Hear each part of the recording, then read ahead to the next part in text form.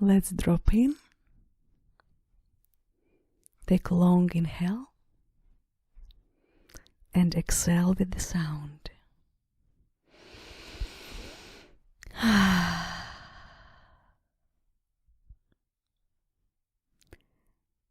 And let's together relax into contemplation and reflect on this question that I want to bring to your attention today. Social exhibitionism and paradox of relating. So imagine what kind of relationship two exhibitionists could have. And when we use this word, we imagine a person who indulges in pleasure derived from public display of his or her physical features. And usually we use that word in a sexual context. But it's not only about sexuality of a person that defines it as such. Exhibitionist is a person who wants to be seen, who shows off what he or she is identified with. Some people love to show the wealth, some people love to show the power, some people want to show the physical beauty, the intelligence, the education, the personal characteristics. There is nothing wrong with being exhibitionist sexually if there is another party who demonstrates the need for consumption of that which you want to display. Voyeur, people who love to watch. So one person loves to show and display it, another person derives pleasure from watching it. No problem. They're a match. Fantastic. Well, if we look at it outside of sexual context, socially, the challenge begins here. Majority of people on this planet socially are exhibitionists. We all want to be seen. We all want to be seen to the degree that that's where we derive our pleasure from. To show what we've got.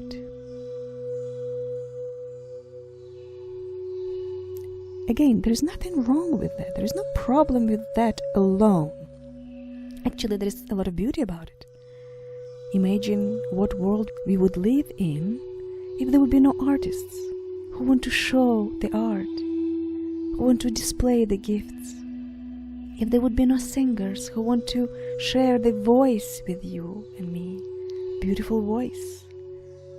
What the world would be without ballet, opera. I love dance, so I love stage. What the world would be without actors, dramatic entrances and exits. Without fashion designers and models. Without teachers who stand on pedestal and preach. Like right now, yours truly. What the world would be without public speakers.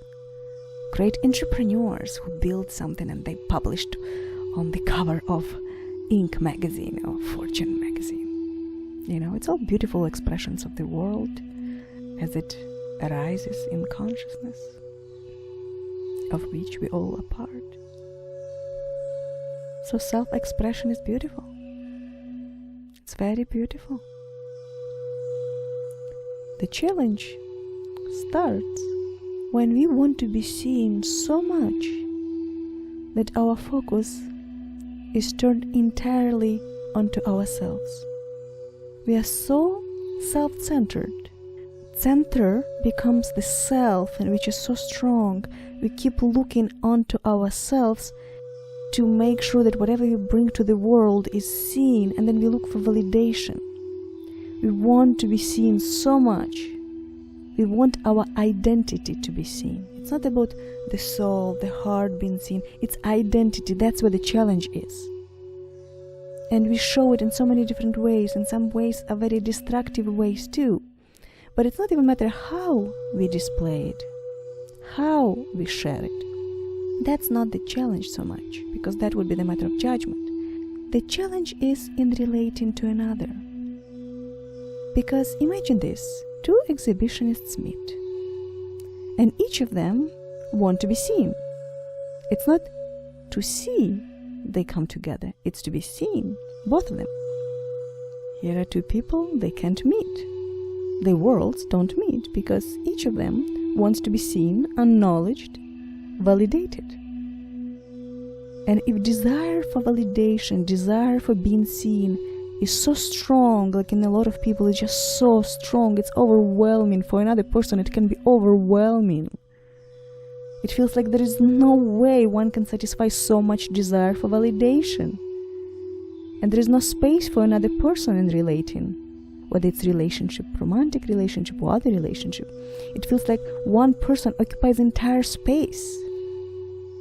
And no matter how you mention that you see them, and you mention you understand them, and you share and reflect to them what you see and understand, it's just not enough. Because there is something you did miss, something you did not see to the extreme, to the intensity that wants to be seen. It's just conflict. Two exhibitionists together in the room is the invitation for conflict, for competition. Both want to be seen, none wants to see another. To really turn attention from ourselves and onto another being in front of you, who too wants to be seen. Two want validation, and that's the challenge. And the resolution here is not to validate another, because that's what a lot of relationship therapy practices these days advocate, or intimacy practices, is to validate another. While you can pursue whatever path you pursue, my invitation is a very different invitation. It's to see your own desire for validation.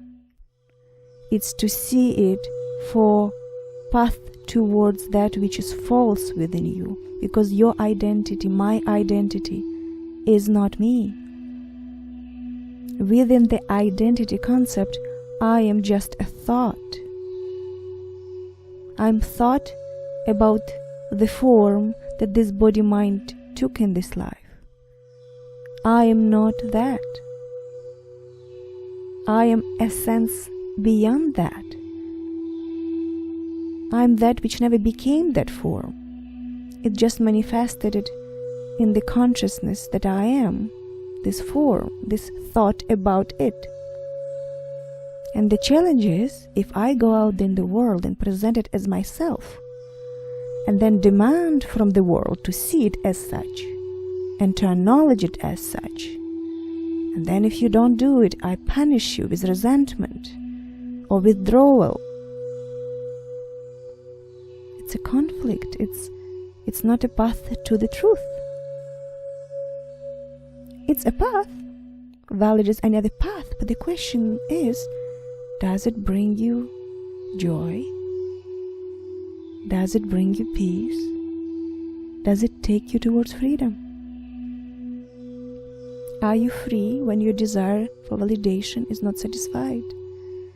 Were you always or often enough not feeling seen, not feeling heard? And so, two exhibitionists in the room, with thirst for validation that can never be satisfied because there's so much of it. So they are projecting onto each other their unsatisfied desires, unsatisfied needs, as they perceive them to be needs, even though it's not need, it's just a desire. And then they blame each other for not giving each other attention, for not seeing each other, for not being sensitive enough, caring enough, compassionate enough. And compassion is an interesting thing altogether too. A lot of people express their exhibitionism in form of, look at my pain, let me show you all my pains.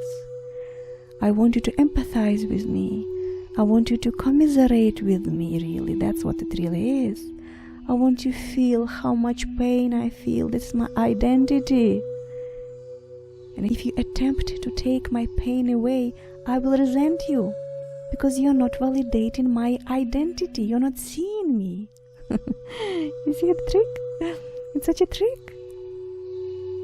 You're not seeing me for my pain. But why do you want to be seen for your pain? Why do you want that pain anyways? Why do you want to hold on to your past? Why? What for? Why do you want identity of sufferer, of victim, be seen and be validated? Drop it. Why do we want to hold on to the suffering that it brings? So two exhibitionists in the room is a conflict. Conflict of interests, because our interests are not on each other. Our interests is in pleasure that each other can provide to us. And you give me pleasure if you see me for everything I want to display to you. And you give me pain if you see me for everything I don't want to show to you, because I don't like to see it within myself. So now two people sit in the lie of it. In the lie that identities, partial identities, present.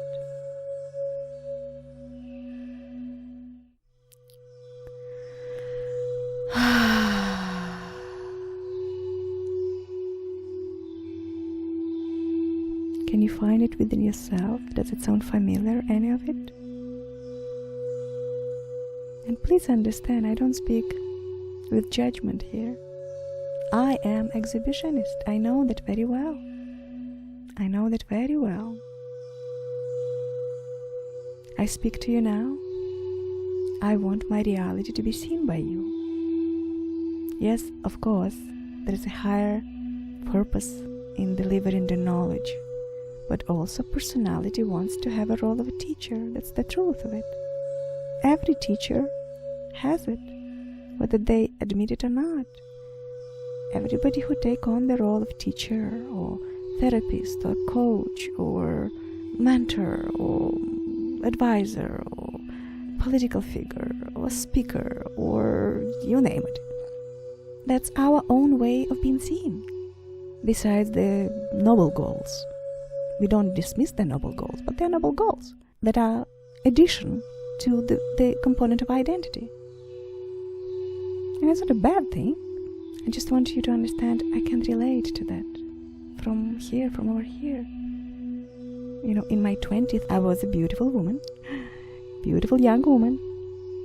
You know, I had this little beautiful body, and I would love to put Versace swimsuit on me that hardly covered anything at all.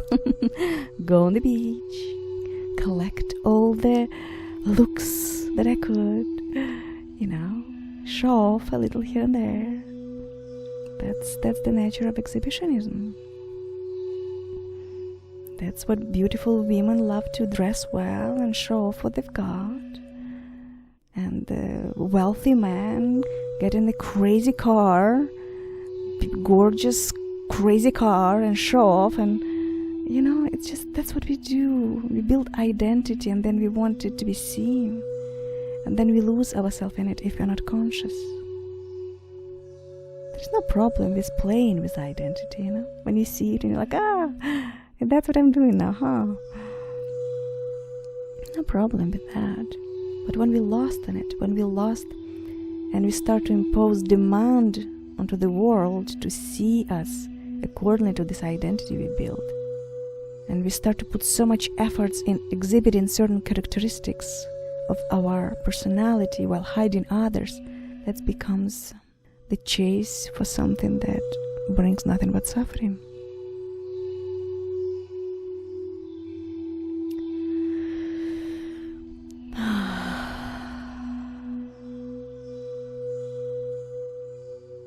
What is the resolution? Stop being exhibitionist? No, not that. If you like to be seen, you like to be seen. But becoming conscious of this desire, sometimes it's compulsive, sometimes it's addiction, sometimes it's destructive addiction, because it's destructive for relationship when we look at ourselves all the time, selfies and mirrors and other forms of self-checking, whether we're seen just from the right angle. and whether we show only right personality characteristics while really hide the rest of it that we don't like that much about ourselves. And we're so busy here showing one side while hiding another that we are not really present to another being.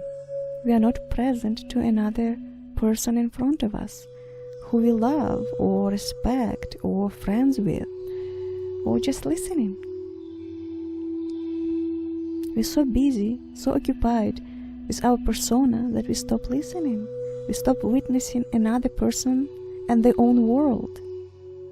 And we don't really see them as they are because we're not paying enough attention. We're too busy over here. Too busy. So the resolution is in conscious attention towards this tendency and non-judgment of it and non-judgment of another that didn't give you that much validation as your personality wants. And if you feel like you're overtaken by the desire to be seen, the place to go is on your cushion and meditate. Do self-reflection, contemplation. Go for a walk alone and contemplate. Do self-inquiry. Who am I truly? I'm definitely not that suit that I'm wearing and not that car that I'm driving that I want everybody to see. Therefore, I'll turn my music so loud to wake up entire city. So everybody look at my car. You know how it is on the road. And of course, it's not only about possessions. We act like that with everything that we identify with. We identify ourselves with our thought processes too, with our belief systems. So in conversation, you can witness someone wants to convince another in their belief system because they identify with it so much. They take so strong stands and opinions as if they are correct. They're never correct. They're just one-sided always. There's no single opinion that represents the truth. It represents partial truth, as any opinion. But it forms our identity too. And we lose interest in another person's worldview, point of view. So there's no compassion then, because we can't meet another person where they are. And it's not about virtue. We're not talking about virtues. We're simply talking about our own well-being and our own suffering, because this is the path to suffering. Being self-centered is the road to suffering. Turning away from this center that we perceive ourselves to be is the path to further exploration of the truth. Away from personality and deeper within to find what we are underneath of it all, and on that level meet another being, not on the level of personalities. Personalities never meet. And the resolution of this conflict of exhibitionists, two exhibitionists who meet to create conflict, the resolution is don't expect anything from another in the regard of validation of your identity, partial identity. Don't expect, don't demand, don't play I'm hurt victim card when you're not validated in the way you expected. Nobody signed up for your expectations, nobody signed under them. You choose and you impose. Why would you impose your expectations on another and then suffer when they are not met? Yet, isn't that what we do? We think, I want to show you what I've got, and you have to watch, and you have to enjoy witnessing it, and you have to tell me how much you're enjoying it. well, what if I'm pretty much done with that? Then what? What if I don't enjoy it any longer? It was fun for 5 minutes, but not any longer. Too much identification with that, not interesting. It's very, it's a game. Can we now wake up from this? Can we stop that play turn the switch off and wake up from it and meet each other on a very different level.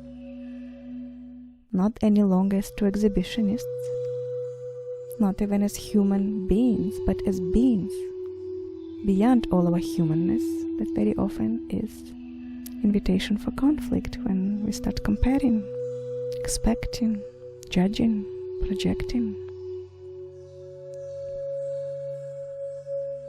The way out is exactly that, the way out of it, out of identity, out of identification with identity.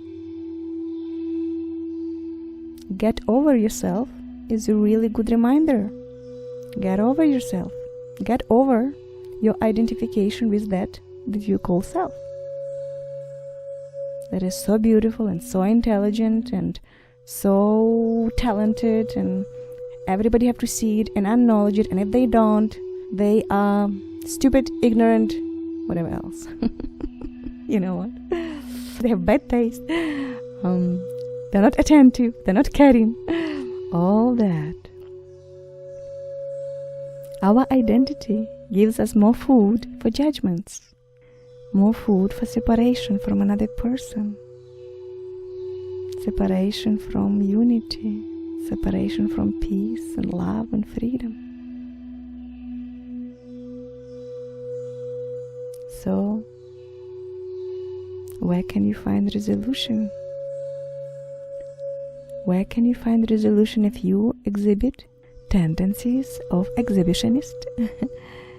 And when you meet another who needs so much attention, how do you meet them in a place that judgments don't run the relationship and conflict don't ruin the relationship? How can you wake up from your addictions to attention, to validation? How can I wake up? How we all can wake up? What is needed to become fully present to all of it? What is needed? What about now? What if we just become present right now? There is no desire then, right? When I am fully present to right now, I don't have any need for validation, because in right now, I have no identity. In the very moment of right now, in the present moment, when I shift my self-perception from the identity and towards pure consciousness, I transcend all my needs for validation, all my desires to be seen, acknowledged. All that falls away. And what is left is pure joy and contentment and peace and love and the easy flow of acceptance and relating to everything around me and everybody around me.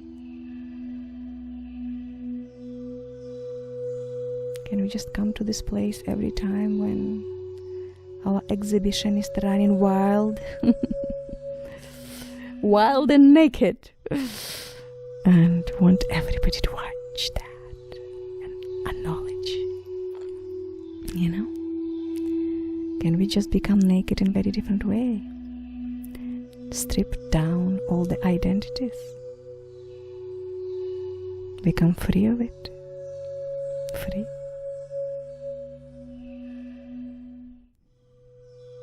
What do you need to be free right now?